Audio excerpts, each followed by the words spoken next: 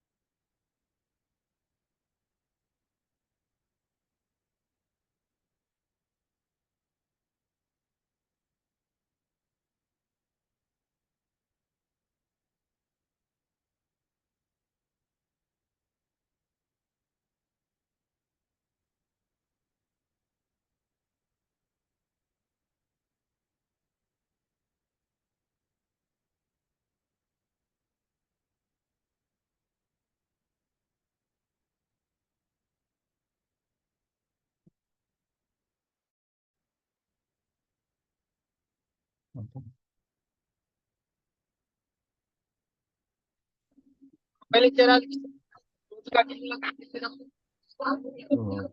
So previously we have seen the process of chemicals and the various operations, storage, etc. And we have seen safety precautions with respect to emergency handling. And today we try to cover the transportation of chemicals by various means, in the sense by through pipeline, through storage containers like small barrels, or and also other way of transferring of chemicals like by rail or by road, etc. Okay. Prior to that, I would like to show one picture. Anybody can guess this, what it is exactly? Anybody can guess? In last 2 classes or 3 classes, I mean, from the starting of this chemical classes, we are discussing about. I have drawn a picture and I have shown also in last class. You can unmute and tell answer. Anybody having idea what it is exactly?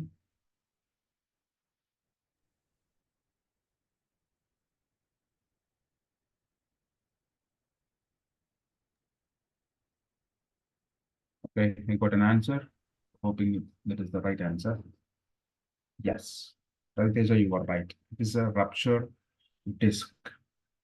This is what will have the second layer of protection for the vessels where we are doing our reactions.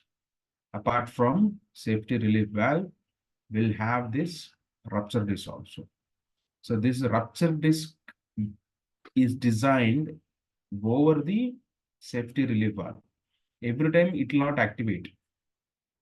First, we'll set the safety relief valve. For example, I think 5 kg you have set for the safety relief valve. Above 5 kg, if the pressure increases, the safety relief valve will open. Then once the pressure down, it will close automatically. So this will be designed at 7 kg pressure. So in the 7 kg pressure, what will happen? Even though the safety relief valve is open, still due to the exothermic reactions, the vessel is keep on going pressurized. In such case, this rupture disc also gets activated, then directly it will go to the dump tank. Dump tank in the sense, the storage of the vessel, because once it is open, we can't release this reaction or the chemical into the atmosphere. So it will go to the dump tank or storage tank. This is the rupture disc, how it looks. This is the diameter. Based on the diameter of the pipe, we'll get various sizes. Will be installed in between the two flanges. Okay, here you'll have the complete the make and also design, pressure, batch number, everything will be there about this rupture disc. Okay, and in last class, I have done a mistake. Sir, one more doubt, sir. Sir, Yeah, please. How I understand the thickness, means the thickness of the rupture disc depends upon pressure, or how, sir? No, yeah, it is designed based on your pressure requirement as per the diameter of the pipe. Okay, okay, sir. Yeah, So pressure this only. rupture disc only we will use only the in some time of chemical line, or other systems also, sir? No, it is not on the chemical line. It is on the vessels where you are doing your reactions or operations. For example, best example I can give, you will use on reactors. Like our STP system. No. There and all, there is no rupture test. STP systems and all of it. Only where you are doing reactions, where it can build the pressure. అంటే మీ reaction చేసేటప్పుడు ఎక్కడైతే మీకు pressure అనేది generate అవుతుందో అక్కడ మనకి explosion అయ్యే chances ఎక్కడైతే ఉన్నాయో as a safety Okay, precaution కింద దీన్ని యూజ్ చేస్తారు. okay, sir. ETP STP system మనకి ఎక్కడ ప్రెషర్ బిల్డప్ అవ్వదు కదా. STP సిస్టమ్ లో నేను చూసాను, దానివల్ల అడిగాను. అంటే మన ఫ్యూయల్ ట్రీట్మెంట్ ఎక్కడైతే ప్లాంట్ లో అది కూడా టూ కండిషన్స్. ఒకటి, వన్ సేఫ్టీ పాయింట్ ఆఫ్ వ్యూలో ఎక్కడైనా ప్రెషర్ బిల్డప్ అవుతుంది, there I need to release my reaction or my chemicals or my material in to the safely to the dump tank, there it can be yes. used. It is not only that Oh, only we use on reactors. Wherever okay, your process or your activity generates a pressure, there I need to relieve my system immediately without failing of my equipment. There you can use this rupture test.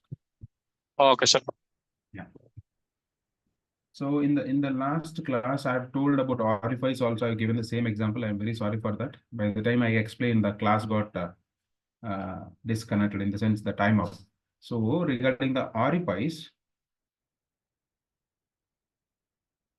yeah, orifice is nothing but, for example, this is the pipe. So what will happen? Orifice, like it is also a plate. It will reduce the flow of the material like a disc. So this is a completely a metal. Like if you see a CD, previously we'll get the CDs for seeing the movies, playing the songs and all. In between the pipeline, we install this orifice like this. Then we'll have a pipeline.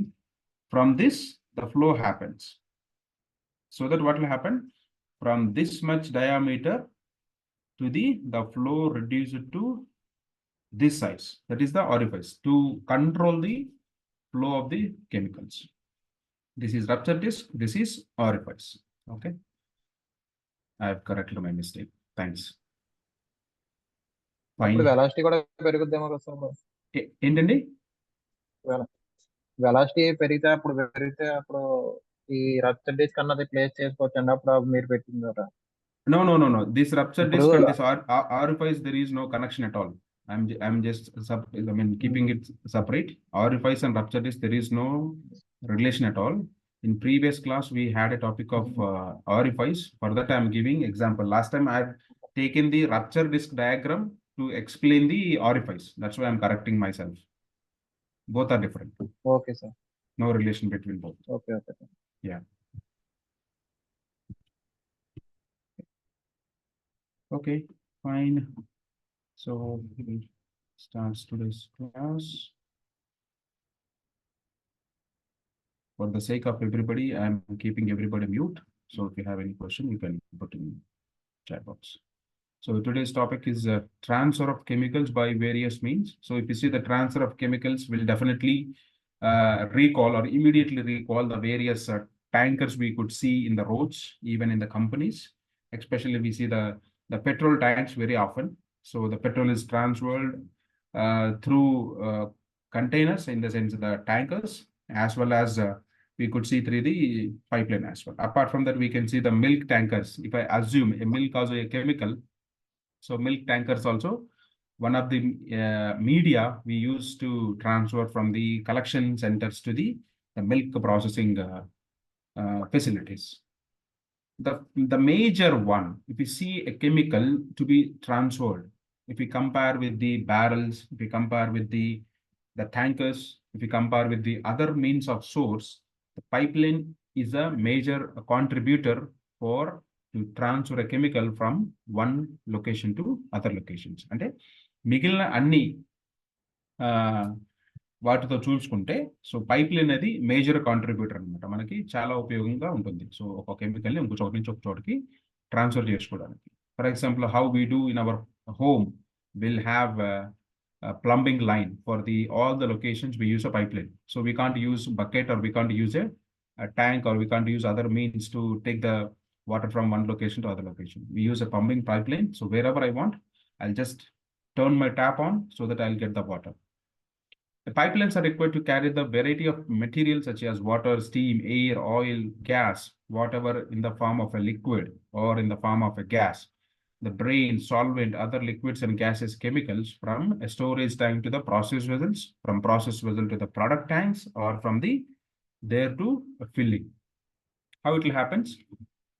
Basically, so immediately if I take a production, a chemical factor as an example, so what I have, first I have a tank form area. From here, I'll go to the production area, we'll have intermediate tanks. Then it will go to my reaction vessels. Then once it is done, I'll go to the storage.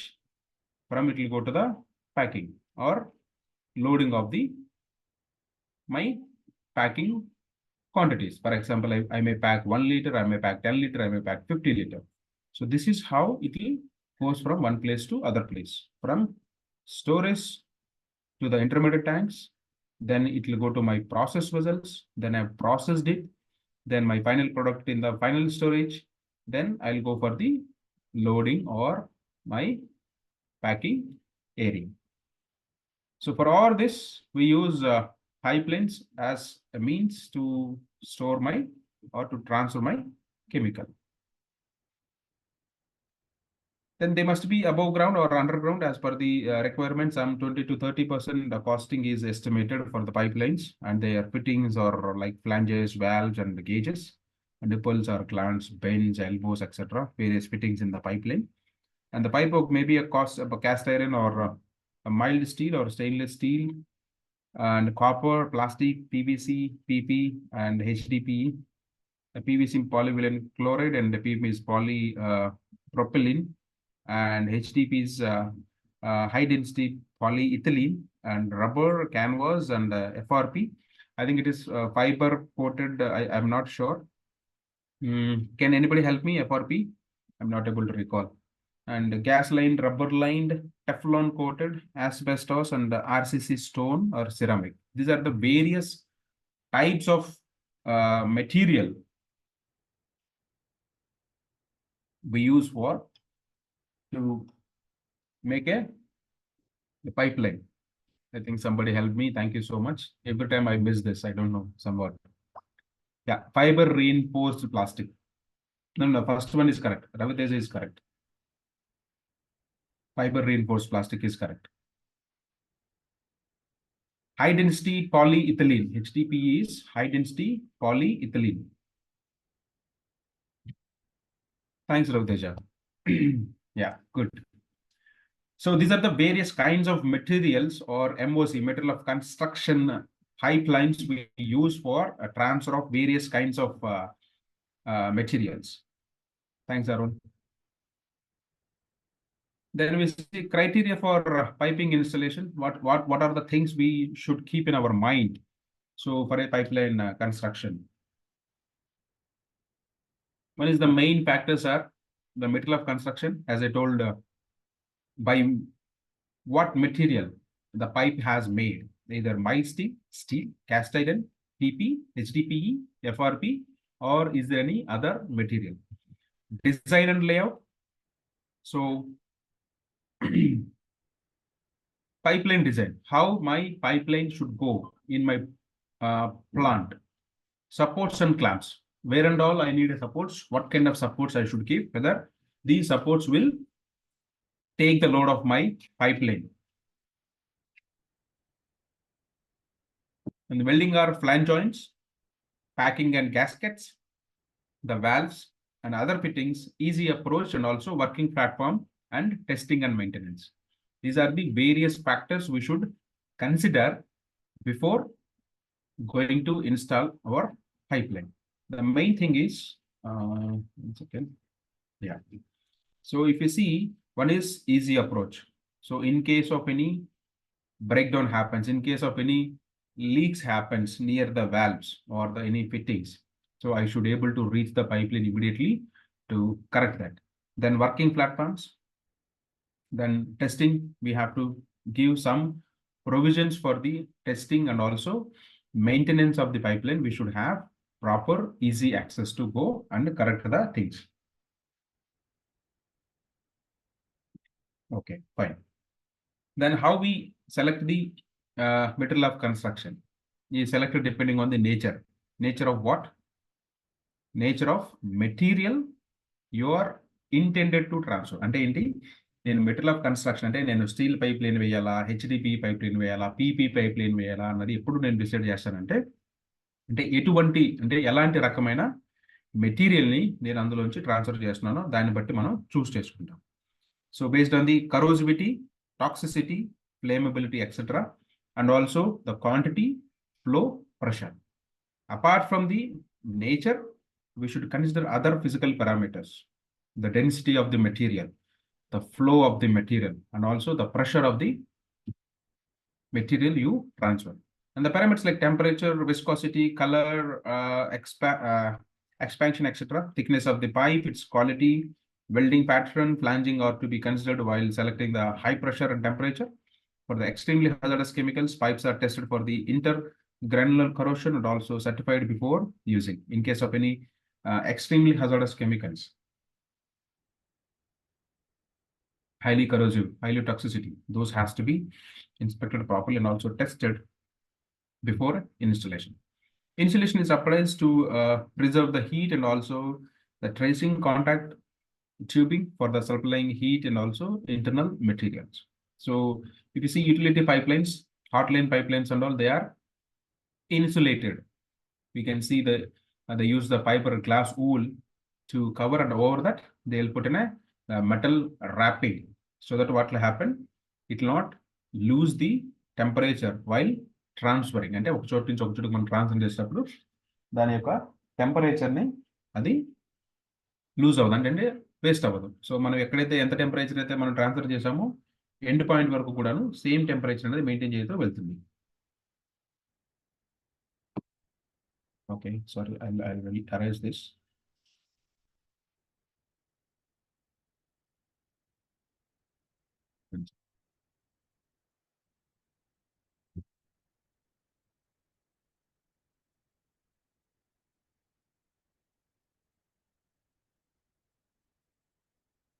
Yeah.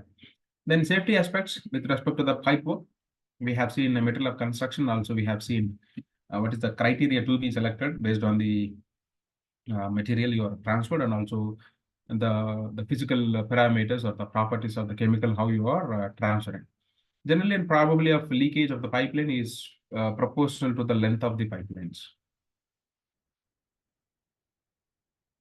In the sense, the number of kilometers or the number of meters of pipeline, it will have more probability. For example, I have 100 meters of pipeline. So what I do is, so my pipeline goes like this, and other way, my pipeline, instead of I'm doing like this, I'll go like this to cover. So if you see the length of the pipeline comparatively from here, this will be much higher the length. So if the number of meters or the length of the pipeline increases, automatically your leakages also increases. So we should always have such a design that we should not have a lengthy network of a pipeline. A number of joints, valves, vents, and also the blends, drains, etc. The complexity of such number of pump connections, recycle stream, hours of working, etc. So this all will matter to avoid the leaks. We always minimize the number of joints, and we'll have such a design that it should be as much as simple. Then minimize the pipe length, branches and joints. The flanges are on vacuum lines, and provide welding joints for the highly flammable or toxic chemicals and the good gaskets and the gland packing. And flange guard to be default for the leak down, flexibility to allow the thermal expansion, and below subjected to an axial movement and also drain traps at visible places and removable flanges and sample points and adequate pipe supports, walkways, platforms, and also working places. These are the other means. Default leak down will have a flange to, it is for the highly hazardous chemicals we can't see in all the pipelines. So there we'll have, in case of each flange, we'll have a collection kind of mechanism. Then, as I said in the previous slide, we'll have proper walkways and platforms to address in case of any leakage happens to correct as well. And proper sloping for the draining and overhead clearance for the vehicle movement about 6 meters, and ergonomic design for the valves to be operated and gauges to be seen. So this is very important. So ergonomic design of valves. So in case of any emergency happen, for example, sulfuric acid line got a leakage. So the total sulfuric acid is coming out. So nobody is going to touch that line. So even though we have put up the main supply, but still in the pipeline it's leaking.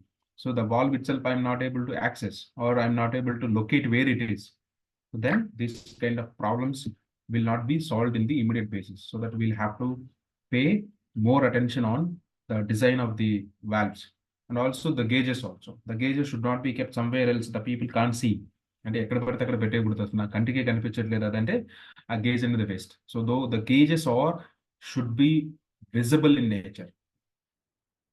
Then earthing and bonding to remove the static charges on the flow and overflow return from the measuring vessels to the store tank, and painting with the color coding of IS 2379. This is it is in a Bible for IS 2379. I can say whatever it is, either a Bible or Quran or Bhagavad Gita. So you can see this color coding of the pipeline, which is very much important. There are many incidents happens in the process industries. Instead of connecting a breathing air line, the people would have connected the nitrogen air line to the vessel entry people. They would have they have died in the spot because they don't know exactly what is happening. So the color coding of the pipeline and the identification, it is very much important. Then cathodic protection whenever it is required. So based on the nature of the chemical you are trying to transfer. Then more pipe work is in a dike is not desirable, and also particularly with the hazardous chemicals, as it may be trapped in the fire in the dike, and also similar pipeline of the flammable or toxic chemicals should not be laid in the tunnels. So dike in the sense more pipe work we should not allow to do on the dike, because for example I use one flammable line, one any other corrosive chemical or one toxic chemical in a dike, in the sense in a trench. So what will happen, any pipe, for example corrosive pipe got met with an accident or any emergency, what will happen, it will eaten up the other pipelines also. So the pipeline should not be put on the dikes. So always if you see any chemical industry, they'll have most of the pipelines are overhead. And the similar pipelines of the flammable or toxic chemical should not be laid with the tunnels, and it is leaks may spread the one area to other area. And this is also one of the reason dikes, if there is any leakage happens, it can spread across. And electric cables are also hot lines or flammable gases or liquid lines should not run side by side. So this is also one of the critical parameter we should check during the designing of our piping network. And the solvent line should not be laid below the corrosive lines, and the steam joints of the rubber lined pipes should be kept upward. The steam joint of the rubber lined pipeline should be kept upward, and hence it should be above the other lines. Then the piping arrangement should be such that in case of any failure at any point, the steam can be quickly isolated by the closing valve and without disturbing the rest of the system. Flushing arrangement should be provided for the easy startup and also maintenance. Pipe alloys should be not run over the walking alloys, and normal about the layout should be near the walls or in the sides, and to allow the thermal expansion, the special joints or loops should be provided. Sometimes what will happen in summers, high summers, the expansion happens and also contraction happens. So for that, we should have some allowance in the pipelines to adjust. Then emergency control valves should be easily accessible. And bypass valve should be within the easy reach, and also auto control valve should have a bypass or manual valve, which may be required in the event of failure of the auto control valves, and particularly at the outlet of the bulk storage, hazardous chemicals, manual, and also remotely controlled auto isolated valves. Both should be provided as near as possible to the outlet. And pressure relief device, a liquid seal, manual vent valves should be provided to the depressurize the system wherever it is necessary. And many different types of valves are exist in the system, so it is essential to choose what type of best suited particular operation to perform in the instances. So we are not technical team to decide which kind of valve it is required as a safety person. So we have to check the material of construction. I don't know this opportunity everybody gets in the real time. Definitely, I didn't got any such kind of opportunity. So if you get time, so you can understand the type of metal and the type of pipeline which is used for the transfer, so that you can have better clarity. And if the ball valves are to be fitted in the high pressure position, and they should be union mounted, and where the positive segregation of the products is required, and say at the multiple products. Then manifolds, it is essential to provide the block and bleed valves for the continuing the monitoring of the valve seats and the seals for a positive isolation. Some from the soft and also a seat which a widget gate action is desirable. And this double bleak and double block and bleed valve, these are very good to check the condition of the valves. And pumps must be designed not only to suit the immediate pipeline requirements, but also take the in account of future developments. It may be necessary to stipulate the pump causing pressure much higher than the pump can generate. If the series of the boosting pumps is envisaged. So series of boosting pumps in the sense, sometimes the pump which I have installed near the storage area, it can't able to create such a pressure to reach my chemical in the 4th floor or 5th floor of my production block. So intermediate pumps are required. Care should be taken into the ensure the additional also large impellers can fit it as the system deemed grows, and the maximum operating pressure of the pump mechanical seals should match the pump capabilities. So the seals also should able to match if the pump runs at the high pressure. So definitely those are designed for the requirement. So, but still we have to check. It may be necessary to provide the product filtration to protect the minimum clearance of the pump moving parts, and also particularly a modern high pressure pumps. It is the general pump requirement. Then flexible pipes, joints, and hoses should be safe, sound, and properly tested. The bolted clips are preferred to Jubilee clips, proper supports, and also hanger. The Jubilee clips, in the sense, they'll have a wire for this kind of pipelines to avoid the damage of the joints. Then glass piping equipment or the gauge needs an external protection to protect against the external impact or internal bursting and also flying fragments coming out. The layered drawing of the piping and also fitting should be maintained and corrected when any changes are incorporated. And use of plastic piping is increasing when it is used for hazardous gas like hydrogen, LPG, and chlorine, etc. And utmost care is required to ensure the safe joints to avoid the leakage, because these gases are highly danger in nature. And normally metal compressing fittings like rings and other nuts are used, and the softener ring is preferred over the hard compression rings. Nut should not be loosened. It should be frequently checked for the leakage. When any leakage is noticed, first the supplies cylinder valve should be closed instead of operating any electric switch or spark generating devices. It is a general precaution that any flammable gases leakages happens, we should not directly switch on any area, even in the homes also, in case of any LPG leakage happens. Once after you are slept in the night, by the time you wake up, you feel there is a huge, LPG smell inside. So we should not directly jump into open or activate our lights. So because our electrical fittings are not pressurized, not electric proof. So we have to try to supply the switch off the supply, then take the leak cylinder into the ventilated area so that it's get diluted. Then slowly we have to open all the doors and windows to take out the leaked LPG from the house. Then failure of packing in the valves, steam